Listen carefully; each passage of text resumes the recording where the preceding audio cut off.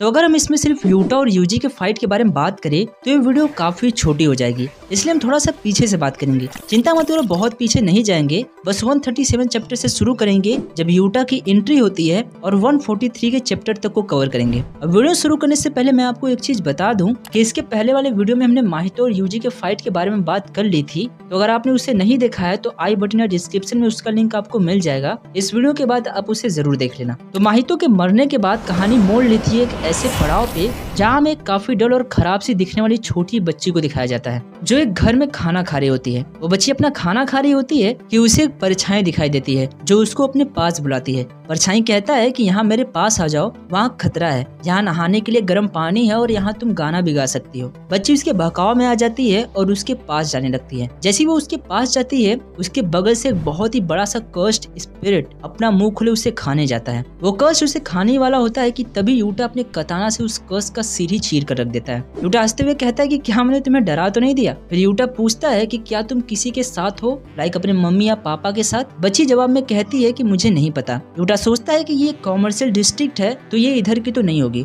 Utah उस बच्ची को प्रेस करते हुए कहता है कि तुमने अच्छा काम किया। तभी पीछे से वो कर्स्ट स्पिरिट उस पे अटैक करने वाला होता है कि तभी रीका उसका कचम्मर बना देती है। यूटा उस बच्ची को सही सलामत छोड़कर अपने घर वापस आता है जहाँ फिलहाल वो अभी रहता है। वहाँ एक बूढ़ा आदमी होता है जो यूटा से कहता है कि तुम चाहे कितने ही कर्स्ट स्पिरिट को मान लो, इससे कुछ नहीं होने वाला। तब यूटा कहता है कि तो क्या मुझे बाइंडिंग वॉर में इंटर करना चाहिए? अब आप सोच रहे होंगे कि भाई ये क्या बातें कर रहे हैं, तो मैं आपको बता दूं कि यहाँ पर यूटा यूजी के बॉन्डिंग वॉर में इंटर करने की बात कर रहा होता है। जैसे जैसे हम स्टोरी में आगे जाएंगे आपको पूरा क्लियर हो जाएगा, तो आप पेशेंसली पूरे वीडियो को ध्यान से देखो, आपको सब कुछ अच्छे समझ में आ जाएगा। यूटा कहता है कि फिर चाहे वो मास्टर गोजो का डिसाइपल ही क्यों ना हो, उसने शिबुया आर्क के दौरान इनोमाकी के आर्म्स को काटा है, इसका बदला तो मैं लेकर रहूंगा। मैं यूजी इटाडोरी को मार के रहूंगा। फिर यहाँ से असली फाइट शुरू होती है। अब हम सीधा शिफ्ट करते हैं चैप्टर 139 पर, जहाँ यूजी और चोसो मिलकर कुछ कर्स को पीट रहे होते हैं। चोसो अपने पियर्सिंग ब्लड का इस्तेमाल करता है और कर्स को चीर कर रख देता है, और यूजी भी अपने ब्लैक फ्लैश टेक्निक का इस्तेमाल करता है और कर्स को धो देता है। चोसो इसे देखकर काफी इम्प्रेस हो जाता है कि यूजी अब और भी पावरफुल हो गया है। वो दोनों आपस में बात ही कर रहे होते हैं कि तभी अचानक से वहाँ एक जुजुत्सु सॉर्सरर आ जाता है जो कि मेगमू को ढूंढ रहा होता है। यूजी और चोसो को कुछ समझ नहीं आता है कि ये है कौन, कहाँ से आया है। तभी वो नया बंदा कहता है कि क्या तुम लोग यहीं खड़े रहोगे, भागोगे नहीं? यूजी कहता है कि भागेंगे बिना तुम्हें खत्म किए, ऐसे कैसे भाई? तभी वो बंदा कहता है कि मुझे मेगुमी से लेना देना है, तो तुम लोग मरो या जिंदा रहो, इससे मुझसे कोई फर्क नहीं पड़ता, लेकिन हाँ जब मैं तुम दोनों को पीट रहा हूँ तो गले फाड़ कर चिल्लाना मत। और चलो इसके लिए मैं तुम्हारे पैर से शुरू करूंगा ताकि तुम्हें ज्यादा परेशानी ना हो। मुझे पूछता है कि मेगुमी से तुम्हें क्या काम है? वो बंदा कहता है कि साथ में उसे खत्म कर दूंगा। बस क्या, आग में घी का काम कर दिया और फाइट शुरू हो गई। अब फाइट के दौरान वो बंदा इतना ज्यादा फास्ट होता है कि यूजी और चोसो मिलकर भी उसे नहीं हरा पाते हैं। यूजी कहता है कि प्रोबेबली वो कर्स टेक्निक का इस्तेमाल कर रहा होगा, इसलिए इतने फास्ट तरीके से मूव कर रहा है। नया बंदा यूजी और चोसो से कहता है कि मैंने जितना सोचा था उससे ज्यादा तुम लोग स्ट्रॉन्ग हो। फिर फाइट वापस से शुरू होने वाली होती है कि तभी वहाँ गोजो सेंसे का नाम लेते हुए यूटा प्रकट हो जाता है और उस नए बंदे से कहता है कि तुम अकेले नहीं हो। यूजी को कुछ समझ नहीं आता है कि ये नया बंदा है कौन। यूटा जहाँ खड़ा होता है वो वहीं पर अपने पैर को ब्रिज पे रखता है और उसकी इंटेंस कर्स की वजह से ब्रिज ही टूट जाती है। ये देखकर यूजी और चोसो दोनों की आंखें फटी की फटी रह जाती है। फिर यूटा पूछता है कि तुम में से यूजी इटाडोरी कौन है? तभी वो नया बंदा बीच में टोकता है और कहता है कि मैं तुम्हारी तरफ हूँ तो मुझे मत मारना प्लीज। मजाक कर रहा हूँ बट सच में यही कहता है। यूटा के पूछने पर नया बंदा अपना नाम नोया जेनिन बताता है जो कि माकी जेनिन का कजन होता है। इसी में यूजी को भी याद आता है कि यूटा एक सेकंड ईयर स्टूडेंट्स होता है जैसे कि गोजो होते हैं। फुजिगुरो ने बताया होता है तो उसको अभी याद होता है। देख रहे हो, यूटा इतना ज्यादा फेमस होता है कि यहाँ तक उसका नाम फैला हुआ है, भाई है अपना। यूटा नोया से पूछता है कि तुम यहाँ क्यों आए हो? नोया कहता है कि मैं भी तुम्हारी तरह यूजी को खत्म करने आया हूँ। बेचारा यूजी दो तगड़े सॉर्सरर्स के बीच फंस जाता है। फिर चोसो यूजी से कहता है कि मेरे हिसाब से ब्रदर तुम्हें भागना चाहिए। चिंता मत करो, मैं तुम्हें इंटरफेयर नहीं करूंगा, बट इन रिटर्न मैं तुम्हें इतना बता दूं कि वो ब्लॉन्ड मेरे हिसाब से स्पीच टाइप है, बट उसमें और भी हिडन डिटेल्स मौजूद होंगे। मतलब अभी फाइट हुआ नहीं है तो मुझे पूरी तरीके से पता नहीं है। बाकी विद ब्लैक हेयर गाय मेरे हिसाब से वो सातुरो गोजो के टाइप का है, तो अगर तुम उसके साथ लड़ोगे तो पक्का मारे जाओगे। यार ये यूजी को हौसला देने के बजाय उसको डरा रहा है, बट सही कह रहा है। क्यों? अभी तुम फाइट देखना, तुमको सब कुछ क्लियर हो जाएगा। वैसे देख लो, यूटा की पावर को गोजो से कंपेयर किया जा रहा है। अरे अभी तुम देखना आगे क्या क्या होता है। अब अच्छे से बातचीत करने के बाद फाइट शुरू होती है। चोसो नोया और यूटा को रोकने की कोशिश करता है, बट यूटा निकल जाता है यूजी के पीछे। यूजी यूटा की स्पीड को देखकर हैरान रह जाता है, क्योंकि यूटा बहुत ही ज्यादा फास्ट होता है। वहीं दूसरी तरफ यूटा भी काफी हैरान होता है कि जितना उसने सोचा था यूजी उससे कई गुना ज्यादा फास्ट है। एक्चुअली यूटा को लगा था कि वो यूजी को एक ही बार में पकड़ लेगा। अरे इतना भी कमजोर नहीं है यूजी। इधर चोसो और नोया के बीच काफी तगड़ी फाइट हो रही है और चोसो भी गेस कर लेता है कि शायद उन लोगों को पहले ही पता चल गया था कि मैं यूटा को ब्लॉक करके यूजी को निकलने में मदद करने वाला हूँ। तभी नोया चोसो को ब्लॉक करके पीछे फेंक देता है। नोया कहता है कि मैंने पहले भी देखा है कि तुम ब्लड मैनिपुलेशन का इस्तेमाल करते हो, है ना। नोया बताता है कि पियर्सिंग ब्लड का इस्तेमाल करना काफी मुश्किल पड़ता है और साथ ही पियर्सिंग ब्लड का इस्तेमाल करने से तुम्हारी एनर्जी भी काफी वेस्ट हो जाती है और जिसके लिए तुम्हें वापस से चार्ज होना पड़ता है। बाकी इसके आगे तुम जानते ही होगे। काफी कुछ जानता है भाई। तभी चोसो कहता है कि मैं तुम्हें वार्निंग दे रहा हूँ। तुम्हें सच में लगता है कि तुम यहाँ से बचकर भाग पाओगे, ये जानते हुए कि तुमने मेरे लिटिल ब्रदर की वाट लगाई है। इधर यूटा यूजी को दौड़ाते हुए कार के सामने पहुंचता है और तभी यूटा यूजी के पैरों की ओर कताना को चलाता है, लेकिन यूजी हवा में उछलकर बच जाता है। यूटा फिर से वॉर करता है, लेकिन फिर से यूजी छलांग लगाकर यूटा से बच जाता है। यूटा को ये देखकर काफी हैरानी होती है कि यूजी बच कैसे जा रहा है, क्योंकि उसे पक्का पता था कि उसने यूजी को स्लाइस कर दिया था, बट यूजी बच जाता था बिल्कुल माँ की तरह। हाँ तो भाई को ये सब याद है। वापस आओ। यूजी अपने ब्लैक फ्लैश का इस्तेमाल करता है और कार को एक जोर से पंच मारता है, जिससे कार यूटा को हिट कर जाती है और उसके ऊपर पलट जाती है और यूटा कार से दब जाता है, जिसकी वजह से यूजी को लगता है कि यूटा अब कार से दबा हुआ है, अब मैं आराम से यहाँ से भाग सकता हूँ। लेकिन तभी यूटा को आता हुआ देख यूजी हैरान रह जाता है। यूटा कहता है कि मैं तुम्हारी तरह इतना पावरफुल तो नहीं हूँ, लेकिन तभी यूजी समझ जाता है कि भले ही यूटा इतना ज्यादा पावरफुल नहीं है, बट उसके पास इतनी ज्यादा कॉस्ट एनर्जी मौजूद है कि मैं उसके सामने एक पल भी टिक नहीं पाऊंगा। फिर यूटा कहता है कि अच्छा तो तुम्हें पता चल ही गया कि मेरे पास इमेंस अमाउंट ऑफ एनर्जी मौजूद है। यूटा बताता है कि उसके पास गोजो सेंसे से भी ज्यादा कॉस्ट एनर्जी मौजूद है, बट गोजो सेंसे के पास 6 आई होने की वजह से मैं मात खा जाता हूँ। यानी कि जब गोजो सेंसे अपना 6 आई खोलता है तो यूटा की सारी कॉस्ट एनर्जी एक झटके में खत्म हो जाती है। ऑफ कोर्स गोजो इसलिए सबसे बेस्ट है, पर यहाँ हम उसकी बात नहीं कर रहे हैं, यहाँ हम इन दोनों की बात कर रहे हैं। तो हम वापस फाइट पे आते हैं। यूटा अपनी बात खत्म करता है और फाइट फिर से शुरू होती है। यूटा अपने कॉस्ट एनर्जी का इस्तेमाल करके इतनी पावरफुल कॉम्बैट देता है कि यूजी समझ ही नहीं पाता है कि ये सब हो क्या रहा है। यूटा के पास इतनी ज्यादा मात्रा में कॉस्ट एनर्जी मौजूद होती है कि यूजी उसके मूव्स को ठीक से रीड ही नहीं कर पाता है। यूजी समझ जाता है कि अगर उसके साथ थोड़ी देर और लड़ाई की तो ये मुझे स्वर्ग लोक पहुंचा देगा, नहीं कर्स लोक पहुंचा देगा। ये बढ़िया है ना। ठीक है, फाइट पे वापस आते हैं। यूटा अपनी कॉस्ट एनर्जी का इस्तेमाल करके अपने कताना को इधर से उधर फास्ट तरीके से चलाता है कि यूजी को कुछ समझ ही नहीं आता है। यूजी सोचता है कि सबसे पहले तो मुझे इसके कताना से बचना होगा, और यही सोचकर यूजी फिर से भागने लगता है और एक कार के ऊपर चढ़कर एक दूसरी कार के अंदर से बाहर निकलता है। तभी यूटा उसके पीछे से आता है और अपनी कताना से हमला कर देता है, लेकिन यूजी उसके अटैक को एक नाइफ यानी कि एक चाकू की मदद से रोक देता है। यूटा को कुछ समझ नहीं आता है कि यूजी के पास ये नाइफ आई कहाँ से, लेकिन तभी वो समझ जाता है कि शायद उसने उस कार के अंदर से लिया होगा। यूटा को लगता है कि क्योंकि वो नाइफ एक स्पेशल कॉस्ट टूल नहीं है तो मुझे ज्यादा दिक्कत नहीं होने वाली, लेकिन तभी यूजी इतनी फास्ट तरीके से नाइफ को चलाता है कि यूटा इसे देखकर हैरान हो जाता है। यूजी यूटा के अटैक को एक नाइफ की मदद से रोक देता है। आप भी सोच रहे होंगे कि भाई ये क्या हो रहा है, यूजी एक मामूली से नाइफ से यूटा के कॉस्ट कताना को कैसे टक्कर दे रहा है। तो मैं आपको बताता हूँ। यूजी जब सातोरू गोजो के साथ ट्रेनिंग ले रहा होता है तब सातोरू ने ये चीज स्पेशली यूजी को सिखाई होती है कि बिना कर्स टूल के भी कैसे किसी भी टूल को बिल्कुल एक कर्स टूल की तरह इस्तेमाल किया जाए, ताकि इमरजेंसी में भी हम अपने अपोनेंट के फाइट को कांटे की टक्कर दे पाए। और यहाँ वही टेक्निक यूजी को बचा लेती है, बट कब तक, चलो देखते हैं। यूजी अपने नाइफ से यूटा के कताना को रोकने की कोशिश करता है, लेकिन तभी यूटा ये चीज समझ जाता है और वो यूजी के पेट पर एक जोर से लात मारता है, जिसे यूजी दूर फेंका जाता है। उसके मुंह से खून भी निकलने लगता है। यूजी फिर से अपने नाइफ को उठाता है, लेकिन तभी यूटा अपनी कताना से एक पावरफुल स्ट्राइक देता है, जिससे कि यूजी का नाइफ हाफ में टूट जाता है और यूजी को भी काफी ज्यादा गहरा घाव लग जाता है। उसी वक्त यूजी भी अपने पैर से यूटा के कताना को जमीन पर जोर से दबा देता है, जिससे कि यूटा का कताना भी 2 हिस्सों में बढ़ जाता है। यूटा इसे देखकर काफी हैरान नहीं होता है, क्योंकि उसे पता होता है कि भाई गोजो सेंसे का डिसाइबल है तो इतना तो पावरफुल होगा ही। इधर यूजी सोचता है कि अब मेरे पास कोई हथियार नहीं है और यूटा के पास भी कुछ नहीं है।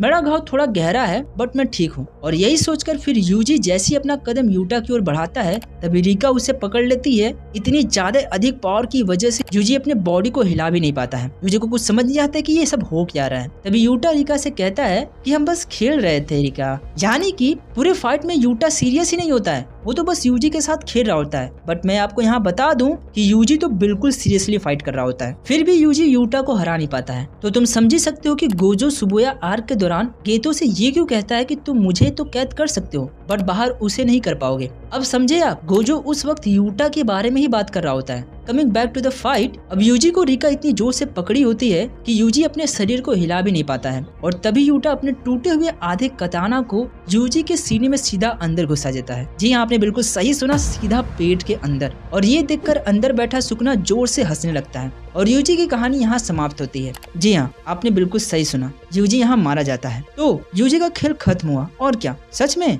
यूटा वर्सेस यूजी की फाइट यहाँ खत्म होती है। चलो घर जाओ सब। अरे मजाक कर रहा हूँ। वैसे तो यूजी और यूटा के बीच की फाइट खत्म हो चुकी है, बट यूटा के मौत का सस्पेंस को तोड़ते हुए हम इसे और आगे ले जाएंगे और यूजी सच में मर गया है या फिर जिंदा है, इसका राज भी हम खोलेंगे और जिससे वीडियो थोड़ी लंबी भी हो जाएगी। तब तक के लिए आप वीडियो को लाइक कर दो और चैनल को सब्सक्राइब भी। फाइट में आगे बढ़ते हैं। इधर चोसो और नोया के बीच नोया चोसो पर भारी पड़ रहा होता है और चोसो को बार बार पीट रहा होता है। चोसो को समझ आ जाता है कि नोया काफी फास्ट है, जिसकी वजह से मैं उसके मूव्स को रीड नहीं कर पा रहा हूँ। लेकिन साथ ही चोसो को ये नहीं समझ में आ रहा होता है कि नोया कौन से कर्स टेक्निक का इस्तेमाल कर रहा है। नोया की कर्स एनर्जी इतनी ज्यादा पावरफुल होती है कि चोसो अपना कन्वर्जेंस तो छोड़ो, वो अपने बॉडी के बाहर के ब्लड को कंट्रोल तक नहीं कर पाता है। नोया चोसो से कहता है कि तुम काफी टफ हो, आखिर हो कौन तुम भाई। तभी चोसो अपने फ्लोइंग रेड ब्लड स्टैक का इस्तेमाल करता है और नोया पर अटैक कर देता है। नोया उसके पीछे से घूमकर चोसो के सामने आ जाता है, लेकिन तभी चोसो अपने फ्लोइंग रेड स्केल से नोया की जॉ को पकड़ने वाला होता है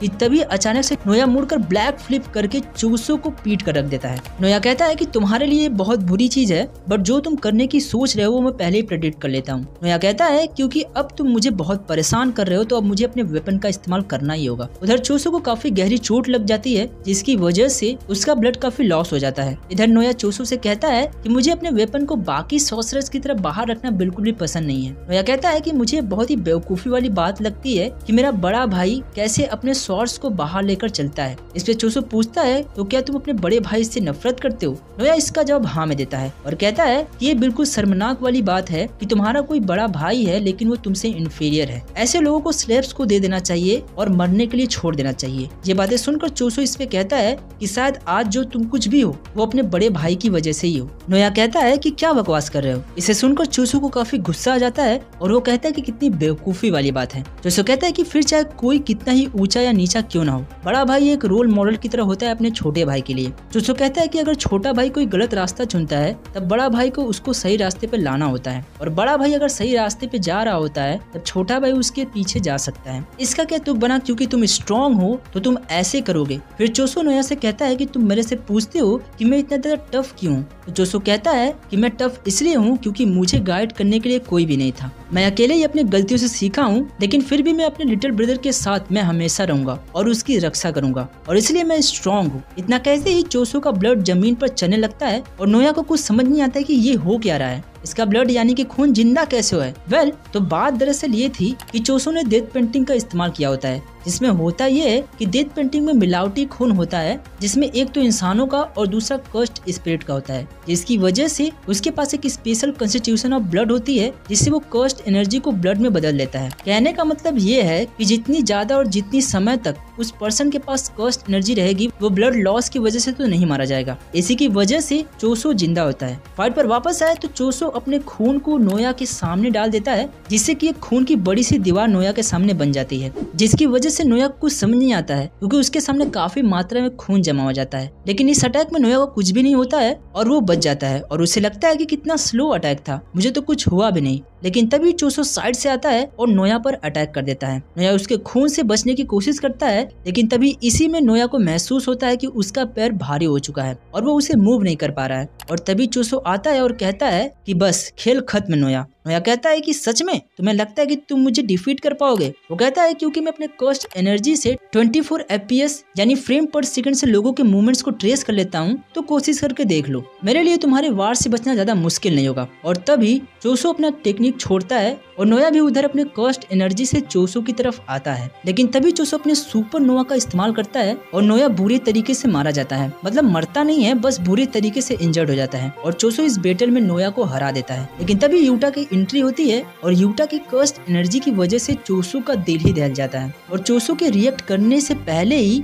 यूटा उसे एक टच से उसका खोपड़ी उड़ा देता है। फिर से वही बात है कि मारता नहीं है, बस वो बहुत बुरी तरीके से इंजर्ड हो जाता है। यूटा नोया से कहता है कि लगता है तुम इस टीम में हार गए ब्रो, जिसकी वजह से नोया यूटा को गुस्से के नजरिए से देखने लगता है। लेकिन यूटा की कर्स्ट स्पिरिट इतनी ज्यादा खतरनाक होती है कि नोया का गर्दन अपने आप ही नीचे की तरफ मुड़ जाता है। फिर यूटा कहता है कि क्या मैं तुम्हें हील कर दूं? अब यूटा के पास यहाँ पर रिवर्स कर्स्ट टेक्निक मौजूद होती है जिससे कि वो किसी को भी हील कर पाता है और इसलिए वो नोया को हील कर पाता है। यूटा चोसो से कहता है कि वो अपने सुपीरियर को बता दे कि यूजी इसमें मारा जा चुका है। अब हम थोड़ा फास्ट फॉरवर्ड करते हैं और चलते हैं जब यूजी अपने सपने से बाहर निकलता है। जब यूजी अपने सपने से बाहर होश में आता है तब यूजी अपने सामने यूटा को पाता है। वैसे पता है ये सीन मुझे एपिसोड 1 की याद दिलाती है, जब यूजी ऐसे ही बेहोशी में उठता है और अपने सामने गोजो को पाता है। गजब का कोइंसिडेंट है ना। खैर यूटा और यूजी पर वापस आते हैं तो यूजी को कुछ समझ नहीं आता कि ये सब हो क्या रहा है कि तभी वो अपने सामने यूटा को देखता है और यूटा उसे देखकर जोर से हंसता है। इसी में यूटा यूजी से कहता है कि सितंबर के महीने में गोजो मेरे से मिलने आया था और यहाँ हमें पता चलता है कि गोजो ही यूटा से फर्स्ट और सेकंड ईयर स्टूडेंट्स को ध्यान रखने के लिए कहता है। गोजो यूटा से कहता है कि अगर मुझे कुछ होता है तब यूटा तुम फर्स्ट और सेकंड ईयर स्टूडेंट्स का ख्याल रखना और खासकर एक नया स्टूडेंट्स इटाडोरी का ज्यादा ख्याल रखना है। फिर यूटा यूजी से कहता है कि ताकि जुजुत्सु हेडक्वार्टर में मुझे अंदर जाने दे और मुझे तुम्हारा एज ए एक्सिक्यूशनर के रूप में स्वीकार कर लिया जाए, इसलिए मुझे तुम्हारे बाइंडिंग वॉल में घुसकर तुम्हें मारना पड़ा, उसके लिए मुझे माफ करना। इतना सुनते ही यूजी काफी हैरान हो जाता है और वो पूछता है कि तब मैं जिंदा कैसे हूँ। यूटा बताता है कि मेरे रिवर्स कर्स्ट टेक्निक की वजह से। यूटा कहता है कि जब मैं तुम्हारे सीने में अपनी कताना घुसाया था तब तुम्हारा दिल रुक गया था, लेकिन तभी मैंने अपनी रिवर्स कर्स्ट टेक्निक का इस्तेमाल करके तुम्हें हील किया और तुम्हें जिंदा किया। अब आपको याद नहीं हो तो मैं आपको याद दिला दूं कि यूजी का ये दूसरा टाइम होता है कि वो अपने मौत से वापस आया होता है। इसके पहले सुकना ने भी उसके साथ कुछ ऐसा ही किया था, आपको याद है ना। बेचारा यूजी, हम कोई मंदिर का घंटा है कि कोई भी आके बजा जाता है। यूजी यूटा से पूछता है कि ऐसा तुम क्यों कर रहे हो। तब यूटा कहता है क्योंकि तुम उन लोगों के लिए बहुत ही इम्पोर्टेंट हो जो मेरे लिए काफी इम्पोर्टेंट है। और फिर इतना कहते ही इसी में यूटा कुछ सोचता है और यूजी कुछ सोचता है और तभी फुशीगुरो वहाँ आ जाता है और यूजी को जुजुत्सु हाई में वापस चलने को कहता है। बट थोड़ी और बातें होती है और फिर तीनों जुजुत्सु हेडक्वार्टर में जाते हैं और बाकी की कहानी किसी और वीडियो में मैं आपको सुनाऊंगा। हमारा मेन एम तो कब का पूरा हो चुका है, लेकिन सोचा कि इटाडोरी की मौत का पर्दाफाश कर दूं, वरना रात को आपको नींद नहीं आएगी कि यूजी क्या सच में मर गया, आखिर यूटा ने ऐसा क्यों किया, वगैरह वगैरह। लेकिन अब आप अच्छे से नींद ले पाओगे। अब मुझे इसके लिए धन्यवाद बोल सकते हो या फिर आपकी मर्जी, मजाक कर रहा हूँ। तो बस आज के इस वीडियो में इतना ही। अगर आपको वीडियो अच्छे लगे तो वीडियो को लाइक कर देना और अपने दोस्तों के साथ शेयर जरूर कर लेना। मिलते हैं अगले फाइट में, तब तक के लिए अपना और अपने फैमिली का ध्यान रखना। Good bye, take care.